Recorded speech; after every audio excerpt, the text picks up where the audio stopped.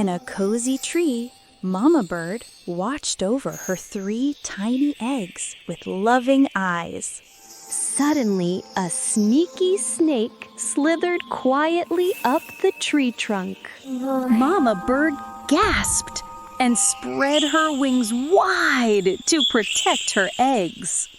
Then Mama Bird had a clever idea. She fluttered away, chirping loudly. The snake followed the sound, sliding far from the nest. Quick as a flutter, Mama Bird returned and gently covered her eggs again. When the snake looked back, the nest was hidden and safe. Mama Bird smiled proudly. Love and cleverness kept her babies safe.